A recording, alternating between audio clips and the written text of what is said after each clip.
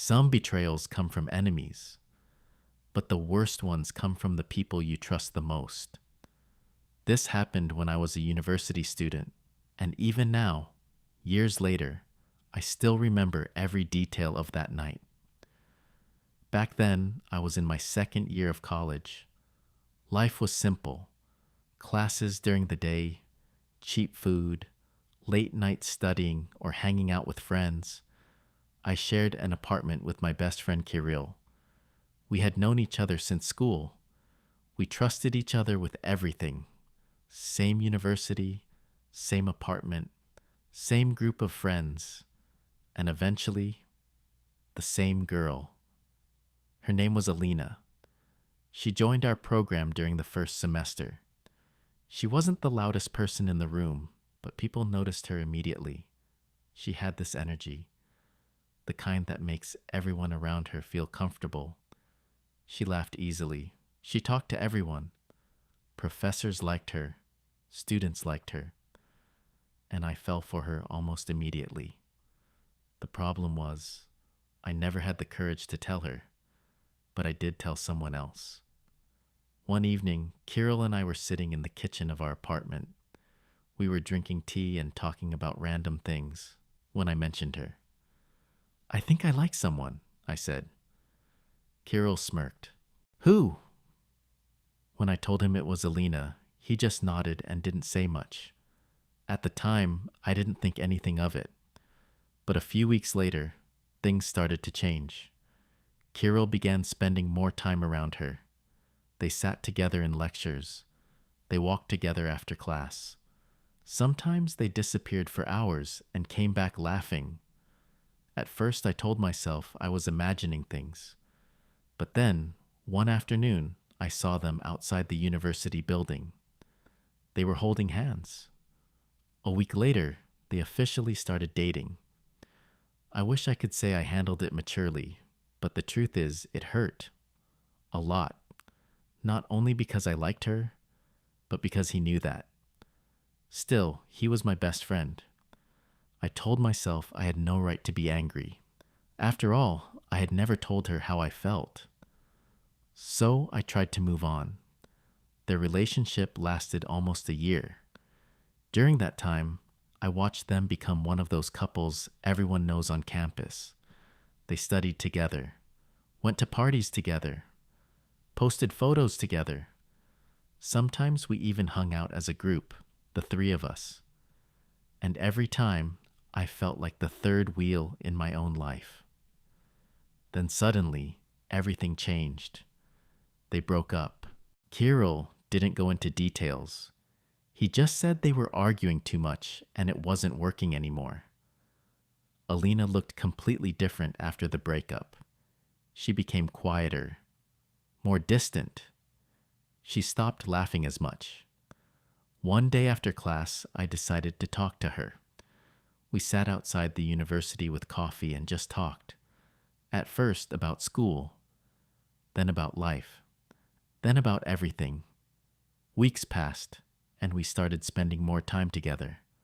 Long walks in the evening, studying together in cafes, talking about our plans for the future. Slowly, something changed between us. One night we were walking through the city center when she suddenly took my hand. A few days later, we started dating. When I told Kirill, he shrugged. "If you two are happy, that's all that matters," he said. I believed him. 6 months later, Alina and I moved in together. It was a small apartment near campus. Nothing fancy, but it felt like our own little world. Things felt stable, peaceful. Kirill was still around sometimes. He would come over to visit, or we'd meet up for drinks. Looking back now, maybe there were signs. Maybe things felt a little too comfortable between them. But at the time, I ignored it. During our final year at university, I got an opportunity for a short internship in another city. It was a great career opportunity, but it meant leaving for about 3 weeks. Alina hugged me at the train station before I left. "I'll miss you," she said. The first 2 weeks went by normally. We texted every day. Sometimes we called late at night. Everything seemed fine. Then something unexpected happened. The project finished earlier than planned. Instead of coming back in 3 days, I could return immediately. I decided not to tell her. I wanted to surprise her. That evening, I arrived back in the city. It was already dark outside.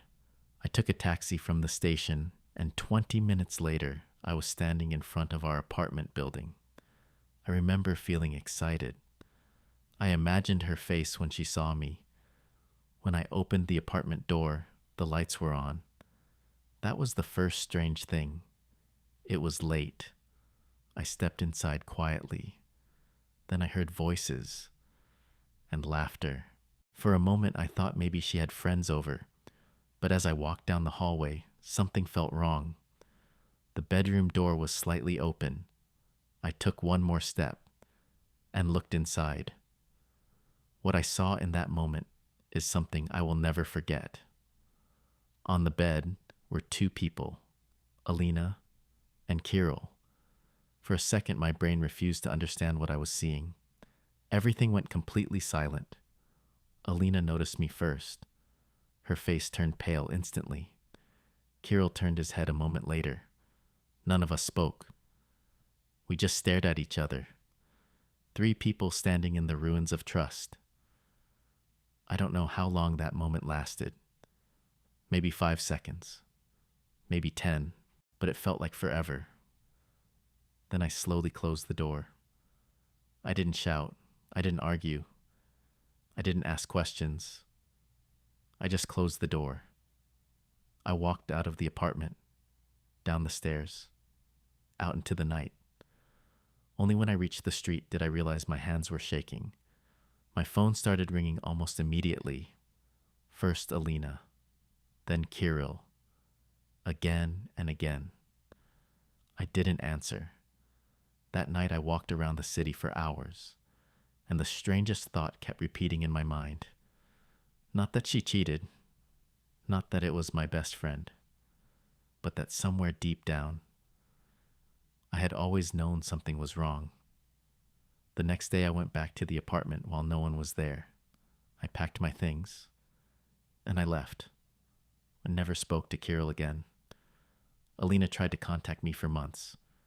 Messages, calls, apologies. I never replied.